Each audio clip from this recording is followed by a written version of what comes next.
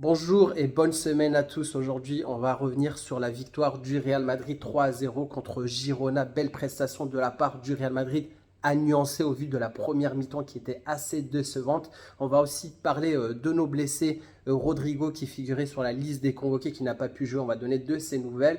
Et Mendy et Bellingham qui sont sortis durant le match contre Girona. On va parler aussi de Bellingham. Bellingham, match XXL de sa part. D'ailleurs, il a été élu homme du match. Donc sans lui, je pense qu'on ne l'aurait pas emporté. Donc on revient un peu sur sa prestation, sur ce qu'a dit les médias concernant Bellingham. On va aussi parler du programme du jour du Real Madrid en sachant que demain, il y a un match Ligue des Champions, déplacement à l'Atalanta. Et dernier point, on va parler du prochain tirage au sort de la Coupe du Roi. Donc, belle opération de la part du Real Madrid. On revient à 2 points du Barça. Le Barça qui a fait un match nul contre le Betis 2-2. Donc en tout cas, on en a profité. Ça fait du bien. On revient à 2 points en sachant qu'on a un match retard. Donc potentiellement, on peut être leader de cette Liga. Juste en dessous de nous, on a l'Atlético Madrid avec 2 matchs de retard. Ils ont 32 points. Donc potentiellement, ils peuvent être à 1 point en dessous de nous. Et je pense que cette Liga se jouera entre ces 3 clubs et qu'il y aura vraiment une bataille jusqu'à la fin de saison. Donc, 3 buts, Bellingham, Arda Güler et Mbappé. En tout cas, ça fait du bien de voir ces 3 buteurs. Et franchement, je ne doutais pas de la capacité du Real Madrid à gagner contre Girona. Je doutais plus de la capacité à en coller 3 à l'extérieur contre Girona, qui est quand même une belle équipe, même si cette saison, c'est un peu moins bien par rapport à la saison précédente où ils ont fini troisième en Liga. Et d'ailleurs, ils bataillent même pour être, pourquoi pas, champion en Liga. Belle prestation de la part de Bellingham, on va revenir dessus. Il a une note de 8,6, donc un but, une passe D, franchement omniprésent sur le terrain, au milieu de terrain, en phase offensive, sur les récupérations de balles. Franchement, match superbe de Bellingham qui aurait dû encore aller plus loin, mais qui est sorti sous blessure. Deuxième MVP pour moi, je mettrais Luka Modric. Luka Modric, bon, première mi-temps un peu à oublier, mais dans l'ensemble de l'effectif du Real Madrid, tout le monde a été mauvais sur la première mi-temps. Il a fallu attendre le but de Bellingham pour voir, on va dire, du mieux. Et vraiment, dans la première mi-temps, à part Courtois, le reste était assez décevant, puisque on ne mettait pas un pied sur le ballon. Le Girona contrôlait la possession. On avait du mal vraiment à créer du jeu. Et heureusement qu'on avait un très bon Thibaut Courtois qui ne déçoit pas depuis un certain moment, depuis qu'il est revenu.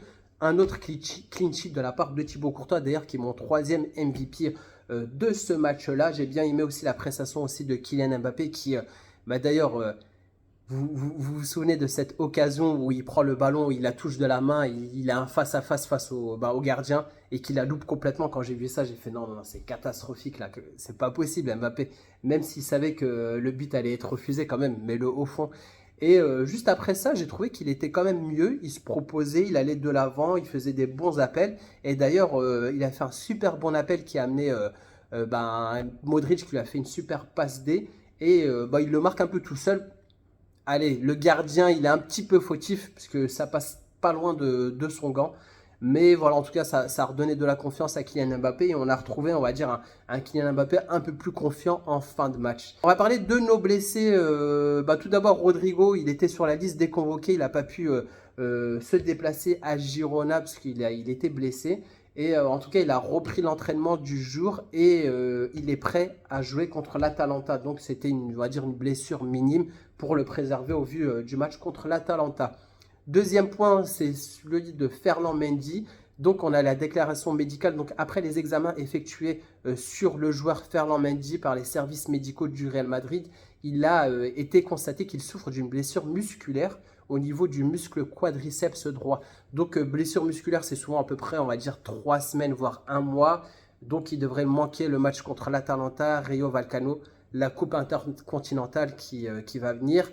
Et voilà, en tout cas, ça serait entre 3 et 4 matchs.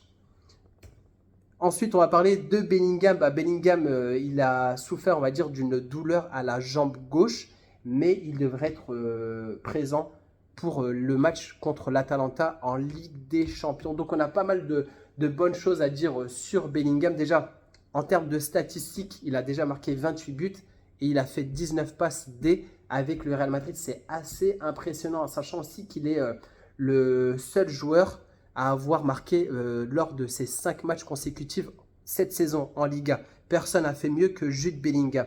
Et en termes de statistiques, si on revoit un peu ceux qui ont marqué lors de leurs 5 matchs consécutifs au cours des 10 dernières années au Real Madrid, du coup, il faut remonter à la saison 2020-2021 de Benzema. D'ailleurs, c'est même pas la saison où il a gagné le Ballon d'Or. Et ensuite, plusieurs fois Benzema 2018-2019, saison 2015-2016. Et ensuite, en 2014-2015, où on avait un très très fort au Real Madrid, on avait Cristiano Ronaldo et Benzema qui ont été buteurs sur 5 matchs consécutifs. Très très belle prestation de Jude Bellingham. Marca nous dit à propos de Jude Bellingham, après le très mauvais début de saison de l'équipe, l'Anglais a élevé sa voix et avec un but et une passe D, il a pu avoir un jeu assez complet et merveilleux contre Girona avec et sans ballon. Et c'est lui qui a vraiment donné les 3 points au Real Madrid. C'est ce que dit Marca et franchement, je trouve vraiment que Bellingham a repris un peu ses marques. C'était...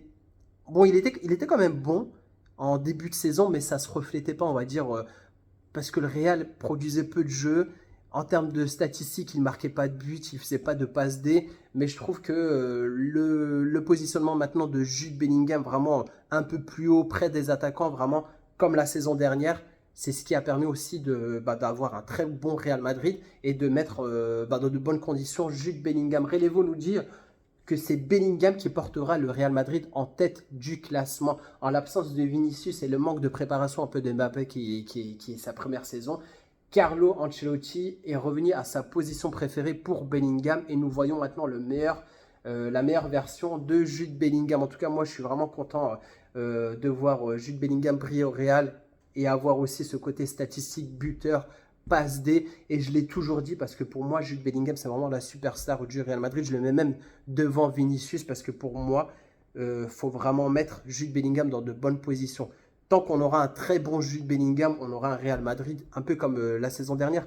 Pourquoi on a gagné la Liga et pourquoi on a gagné la Ligue des Champions, c'est en grande partie grâce à Jude Bellingham. Et on en oublie parce que c'était sa première saison, elle était exceptionnelle.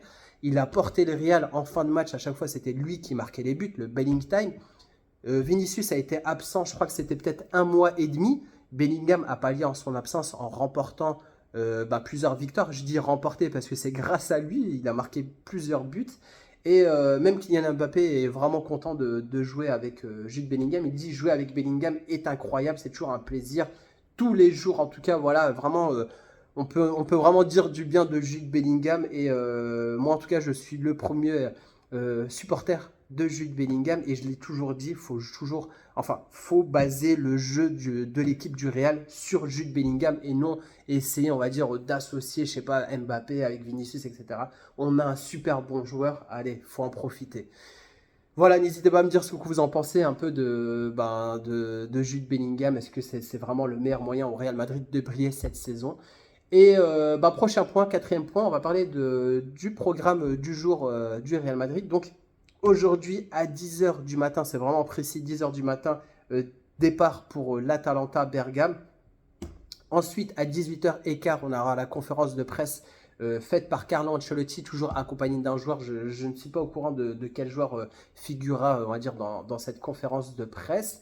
Et à 19h, il y aura une dernière séance d'entraînement au stade de l'Atalanta à Bergame. Donc voilà, bon petit programme de la part du Real Madrid.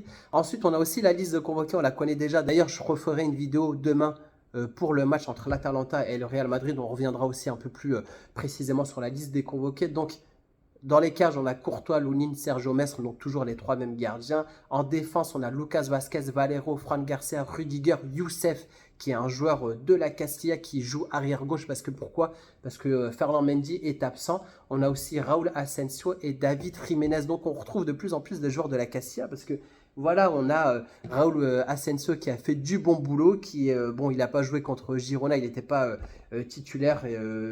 D'ailleurs, j'en ai pas parlé, mais belle prestation de Tchouaméni en compagnie de Rudiger dans cette défense centrale. Et moi, j'ai l'impression que Tchouaméni est même meilleur en défense centrale que milieu et que milieu, il est un peu perdu. Donc, je ne sais pas, est-ce que dans l'avenir, il jouera plus que dans cette position-là de défenseur central et qui sera en concurrence avec les Raúl Asensio. À la bas, l'avenir nous le dira, mais en tout cas, je pense que ça va être assez compliqué de revoir Tchouaméni au milieu de terrain, surtout avec le retour de Camavinga. Au milieu de terrain, on a Bellingham, Valverde, Modric, Tchouaméni, Arda Güler, Dani Ceballos et Chema Oukema. Et en attaque, on a Vini, Mbappé, Rodrigo, Hendrick et Brahim. Donc le retour de Vinicius, ça nous fait du bien de retrouver, on va dire, un effectif un peu plus complet. Je ne vais pas parler en détail de cette liste des convoqués, je reviendrai dessus demain. Et dernier point, comme je vous l'ai dit en introduction, il y aura tirage au sort de la Coupe du Roi. Donc parmi les futurs adversaires du Real Madrid, on devrait soit avoir Barbastro, le Sportif Minera, l'UD Logroñés ou Pontevedra. Donc ça va être des clubs un peu de division 3, etc. Donc voilà, une fois qu'on en saura un peu plus, je vous en parlerai. Donc ça se jouera entre ces 4 équipes et le tirage au sort aura lieu aujourd'hui. Donc c'est tout pour le 5 infos. Comme d'habitude, si tu as regardé jusqu'au bout, tu peux liker, tu peux t'abonner aussi, c'est gratuit, ça me fait plaisir, ça me donne du soutien. Et on se retrouvera bien demain pour faire une vidéo sur le prochain match de Ligue des Champions Real Madrid-Atalanta. Sur ce, je vous dis à bientôt. Ciao.